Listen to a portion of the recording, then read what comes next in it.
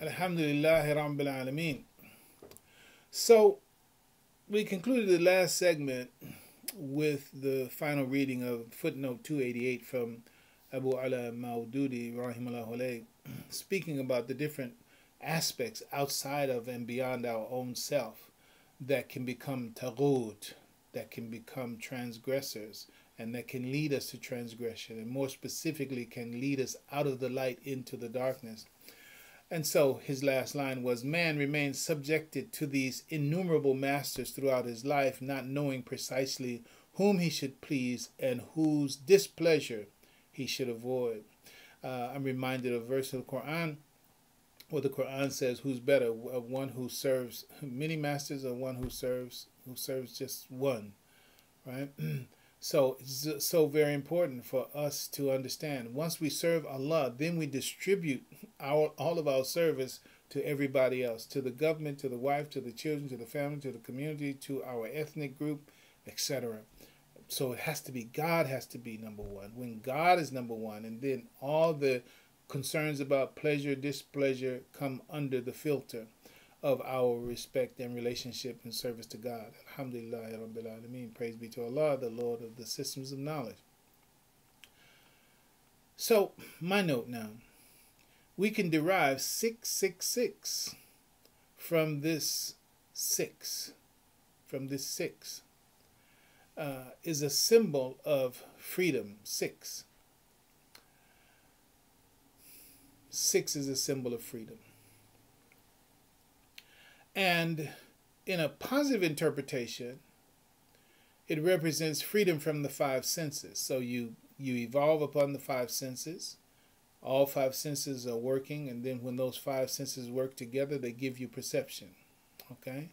And perception is, let's call it an epiphenomena of the 5 senses. So for that reason, perception, born out of the cooperation, the inner working of the 5 senses, it gives you a 6th sense, something that we call perception. So you transcend the 5 senses, you get to 6, you get a perception, and that is 6. Now that's the positive side of it. So it represents freedom from the 5 senses, and this is very, very important. And we mentioned in our book, The Clear Path to Human Development, in going through the Isra wa Mi'raj, the ability to get beyond the 5 senses is just critical. And when we talk about the movement from Idris to Aaron, and even from Yusuf to Idris, which are 3 personalities in the Isra wa Mi'raj, this is a movement that equates with that capacity, the ability to not depend on, or rather not to be 5 sense dependent in the way that we determine and evaluate things. It's a cognitive development. So that 6 is that freedom from dependence on the 5 senses to drive our perceptions. So it's a very important evolution for the human being, which gives rise to perception, which arises when all 5 senses work together. However, there's a negative side of that 6, which is what we're focusing on right now. However, in a negative interpretation, it means going beyond. This is taghut. Taghut is transgression. Okay? We're going to see how you get to the 666 in these transgressions, right? So, is a negative interpretation, it means going beyond the natural boundaries in disobedience. And these are what, in our last segment, when we read the footnotes, let's get the numbers again, 286, 287, and 288 from Tahfim al-Quran of Maulana Maududi. And this was his speaking and addressing Surah Al-Baqarah, chapter 2, 258. So if you're trying to get back to it, 258 in Tahfim al-Quran. You can get it. It's free online.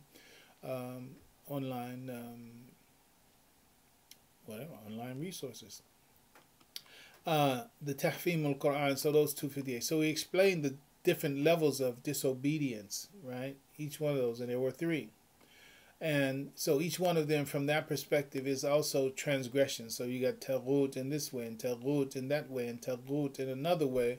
Each one is going beyond, and going beyond. But in this case, going beyond in disobedience, right? Going beyond in disobedience. So namely, taking liberties. And now here come the three. So 6 is taking liberties. 6 in this negative interpretation. 6 in the positive interpretation is going beyond, transcending the 5 senses to be able to have this perception, right? Very important. I believe the Bible says that man was created on the 6th day, and that's very important as well. So in any case, the 6, it is transgression and going beyond the limits physically, rationally, spiritually. Physically, rationally, and spiritually. Physically, when the man, there are certain boundaries, there are certain limitations, there are certain ways that you are supposed to respect the physical makeup and the physical limitations and the physical obligations and indeed the purpose of the physiology. There's a purpose that our biology is set to. But if we don't keep our bodies, if we don't act with our bodies in the ways that are intended for it by God, there you see that disobedience. Let me see if I can, in an abbreviated way, check back in with Maududi, where he talked about the first stage of this Taghut is that it's a principle that recognize that obedience to God is right, but disregards it in practice. Okay, so physically, we know that there are certain things that we should do with our bodies and certain things that we should not do with our bodies. And it's right that we should not do those things with our bodies. And we know that God has told us that we should not do those things with our bodies. No details necessary, you know. So that's level 1. That's level 1. That's the physical. So when you go beyond that and you disobey while you know that God's will is otherwise, well, that's Taghut number 1. That's the first 6 of the 3 sixes on the physical. Let's look at the second one. The second one is, so the first one is called fiscal. Fiscal, that translation. And one of the ways to remember it, just using the mnemonic device, is fisc, relate to physical. Physical. Fiscal. Fiscal, the Arabic fisc, the body, physical. Fiscal. So this is fiscal transgression. Fiscal taghut, the physical taghut, knowing the rights that Allah has on our bodies and that it's right to obey God in that regard, but then we still go beyond that. That's fiscal taghut. All right. The second stage is where one knows, where one not only disobeys, but also rejects obedience in principle. Now, so those of you who have taken future notes, maybe you got a book that's set aside for notes for these. It's not a bad idea. If you haven't done it, think about it. I think you should. Because I'm mentioning something now we're going to come back to. Ideology. Ideology. And so when he talks about, when Maududi says here, he says not only disobeys, but also rejects obedience in principle. It's like, it's against my principles to obey, right? Come on. It's just like for someone to say who's violating all the bodily actions, they're already violating all the bodily actions, and they say, yeah, ain't no shame in my game. Ain't no shame in my game, right? Meaning that, no, not only am I not going to obey with my body what I should obey with my body, I'm not going to have any shame about it, right? Well, that's somebody that's at level 2 right now, because they have principles and a rationale by which they decidedly carry out this disobedience, right? And that is kufr. That is kufr. They reject obedience in principle and thus either refuses to become the subject of anyone at all or adopts someone other than God as the object of service and devotion. And you can hear it right there. So now they've done that physically, right?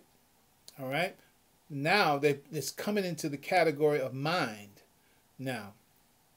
And at this level, this kufr, at this level, the verse in the Quran, it says, have you not seen the one who makes his passions his Lord? Have you not seen the one who makes his passions his Lord? Now, these passions that ain't no shame in my game, these passions that have now dominated him, and they have taken over the mechanism, and then he has a rationale that I lost clarity on my picture. I hope it's okay. All right, and who has now taken up a rationale that justifies it. That's when we start talking about ideology, and a little short hint of what's coming. I don't know when we're going to get here, but since this idea relates directly to it, you know, Dajjal is said to have one eye. Said to have one eye.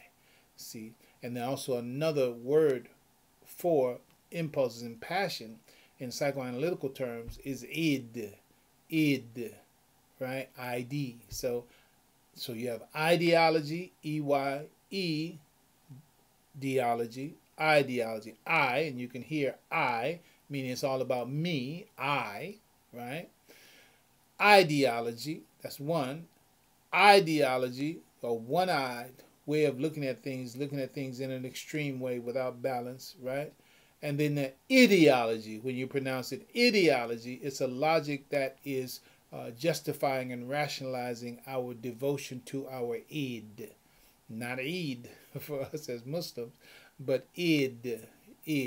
But we know that there's some cheating and some borrowing in that, but we'll have to get to that later, because they do both tie to pleasure, and this is what we're talking about right now.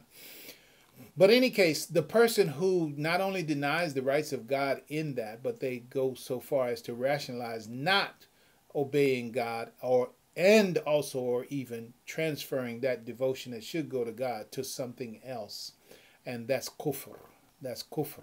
But that's the second six, because it's the rationale, the rationalization that justifies the disobedience, right?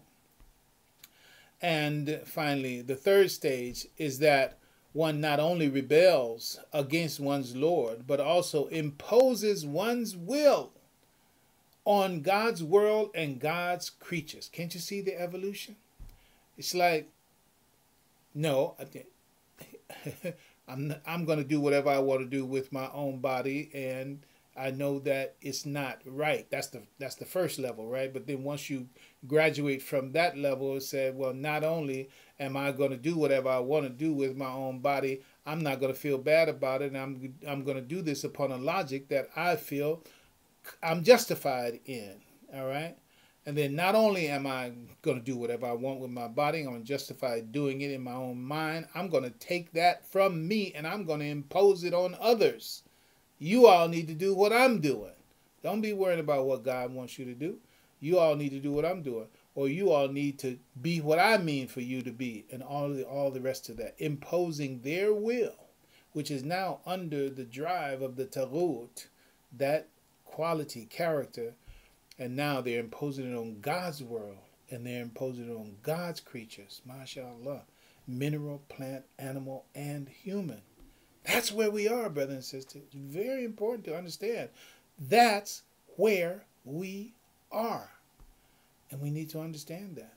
And inshallah, as we proceed, we'll learn more about that. So you should understand now, that's the spiritual. When you want to impose your will on God's creation that you didn't create and that you don't control, and you have no rights of such dominance. But that's what you want to do. You want to impose your will on God's world and on God's creation, God's creature.